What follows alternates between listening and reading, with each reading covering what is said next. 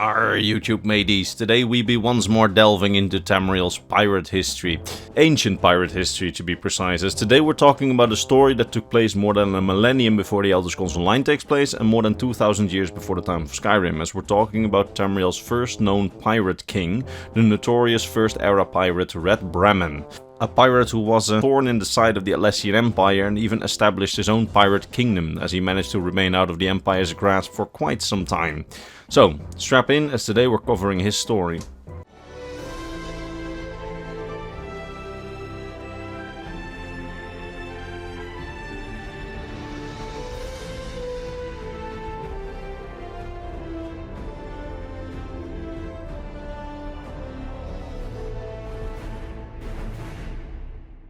So, Bramman. As we can see on his official art, he was an Argonian pirate, and he was one of the most legendary pirates of his era.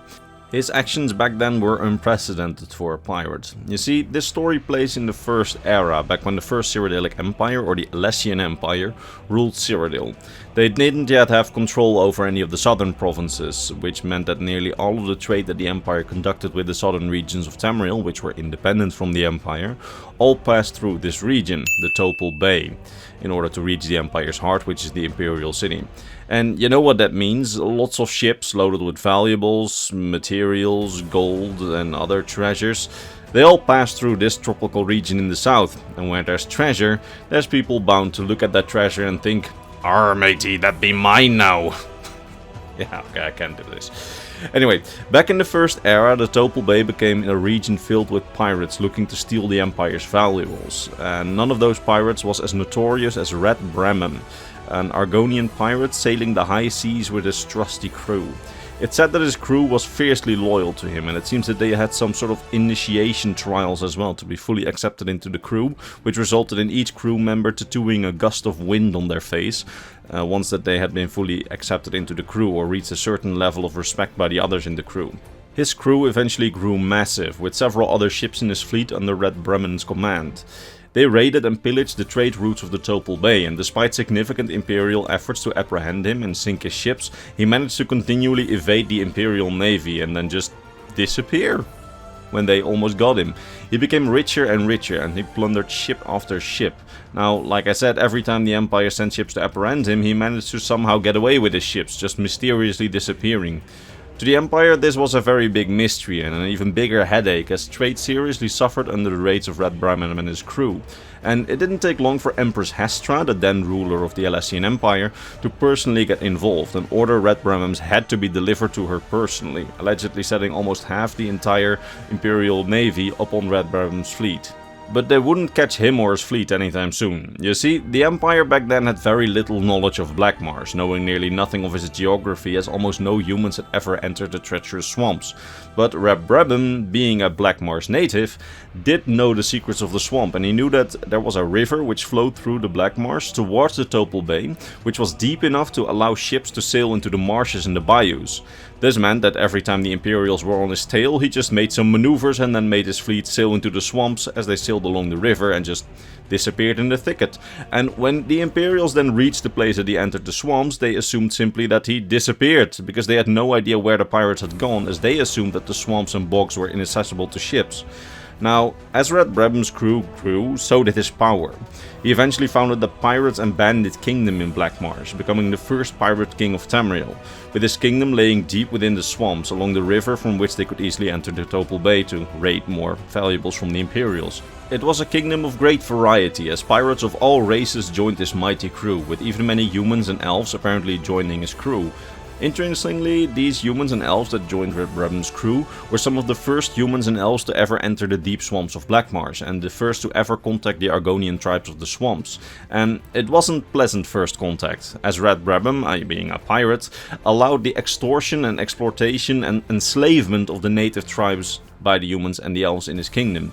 And it's said that this unpleasant first contact with the Argonians of the marshes was one of the primary reasons why Argonians would remain very wary and distrusting of man and Myr for a very long time after the defeat of Bramman. Anyway, after some time, the Imperial Navy managed to discover how Red Bramman and his crew managed to evade capture for such a long time through the rivers and marshes of Black Marsh. And the Empress then sent an entire Imperial fleet into the marshes to catch Red Bramman and burn his pirate kingdom completely to the ground.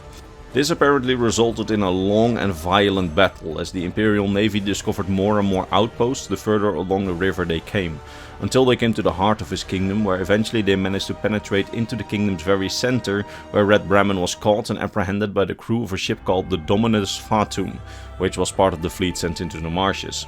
That ship had apparently run aground during the expedition, but its crew had disembarked and they had roamed the swamps on foot, where they then eventually encountered Red Bramman in the center of his kingdom. They then captured him and beheaded him, delivering his head to Empress Hestra, ending the story of the first pirate king, someone who's driven the empire to desperate measures with his clever plunder and hide strategy. However, as with all stories from the first era, considering it's so long before any of our playtimes, we don't really know how much of these details are actually true and how much of the narratives has been changed by the writers for whatever reason. I bring this up because while we know that Red Bramman existed, what race he was exactly is strangely unclear. In almost all the sources written by Imperials, he is described as a man with red hair, which earned him his name, Red Bramman. While in official art and some other sources, he is an Argonian with red scales, with the red scales likely earning his name. Which of these is true, we don't know. However, an explanation could be that since Red Bramman managed to outwit the Alessian Empire a few times in a time where the Empire had very little knowledge of Argonians, and most people in the Empire saw them as common beasts below man, it's possible that official Imperial records changed him to be a man so that the damage he inflicted on the Empire would be less humiliating to the population, who back then again thought very little of Argonians. It's either that or perhaps a retcon, but explaining those is my day job at this point, so yeah, this race is just quite ambiguous. That being said, that's basically the entire story of the infamous pirate king Red Bramman. His story would remain a legend and an inspiration for other pirates over the ages, with especially the Sea Elf or Marmor pirates of Piandene apparently taking on a few of his tactics and customs. And perhaps, if the Elder Scrolls 6 takes place in Hammerfell and we get a pirate questline of sorts, we might learn more about his legend, but for now that's basically all we know. And I truly hope that you enjoyed learning about his legend, and I hope I managed to teach you something new about the Elder Scrolls lore today, and if I did, please consider liking the video and subscribing to the channel, as that's how the YouTube algorithm seems to decide who is worthy and who isn't, so yeah, consider that. Anyway, now all that remains for me to be done is to thank my top Patreon supporters, Mr. Bernardo Binna, Gabriel Binna, Polarized Poutine, Pavel T, Bantam Gwar, Athena Iodis, Dragonborn of Nerevar, Volcure of Argonia, King Chris, Bulge, Scribe of the Scrolls, Doji, Fenrir, Sword of Bushido, Rakai, and Mr. Christmas. It's thanks to these people and all the others on screen that this channel stays alive and that I can make these videos, and for that I am very grateful. That said, I hope to see all of you in the next Elder Scrolls lore video, probably next week. Bye bye.